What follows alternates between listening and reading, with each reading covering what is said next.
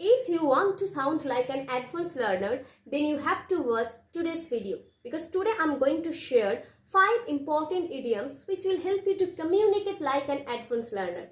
Hello everyone, welcome back to English Tutorial by SB. I'm Shraboni, your online English guide.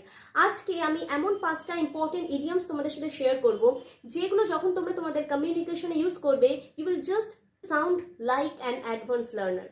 So without skipping the video, watch till the end. আজকের first ইডিয়মটা হলো get out of hand.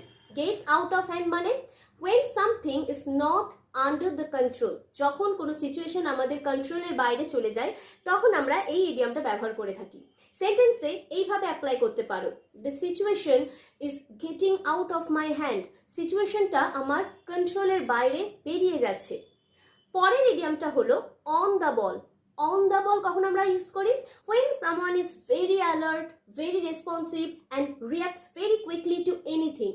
যখন কেউ ভীষণ alert হয়, responsive হয় এবং কোনো situation বা কোনো জিনিসের প্রতি খুব তাড়াতাড়ি রিয়াক্ট করে, সেই সমস্ত পার্সনের ক্ষেত্রে বা ব্যক্তির ক্ষেত্রে আমরা ব্যবহার করি on the ball. সেন্টেন্সে এইভাবে তোমরা অ্যাপ্লাই করতে পারো, যেমন don't try to trick her.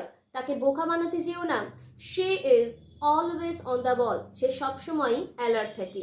বা তোমরা এইভাবেও ব্যবহার করতে পারো, I am not well today. আমার শরীরটা আজকে ঠিক ভালো লাগছে না, I am not on the ball right now. আমি ঠিকঠাক করে তোমাদের কথার রেসপন্স করতে পারবো না। পরের ইডিয়মটা হলো under the weather. Under the weather মানে when you are not feeling good, you are unwell.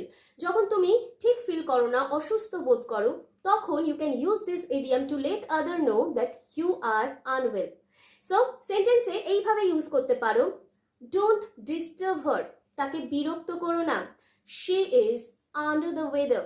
তার শরীরটা আজকে খারাপ, সে আজকে ঠিক নেই। চলো এবার দেখে নিই পরের ইডিয়মটা।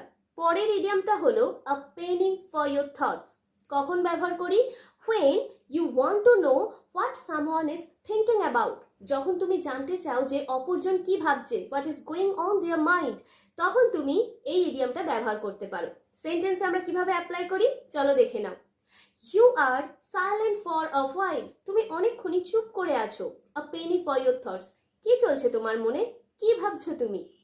আর আজকে লাস্ট ইডিয়মটা হলো a bigger fish two fry. এর মানে কি? To have something more important to do. কিছু তোমার কাছে আছে, কিছু কাজ আছে যেগুলো অন্যদের থেকে, অন্য কাজগুলোর থেকে আরো বেশি ইম্পর্টেন্ট। সেন্টেন্সে এইভাবে আমরা ইউজ করে থাকি, don't drag me into this. আমাকে এসবের মধ্যে টেনো না, I have a bigger fish to fry. আমার কাছে আরো ইম্পর্টেন্ট কাজ আছে করার জন্য। So that's all for today. ভিডিওটা কেমন লাগলো অবশ্যই আমাকে কমেন্ট করে জানাবে। ভালো লাগলে লাইক করবে, শেয়ার করবে বন্ধুদের সাথে। And if you are new viewer, if you like this video, don't forget to hit the subscribe button and also click the bell icon to get all updates. So that's all. Thank you for watching. See you in our next video. Till then, keep practicing and keep learning.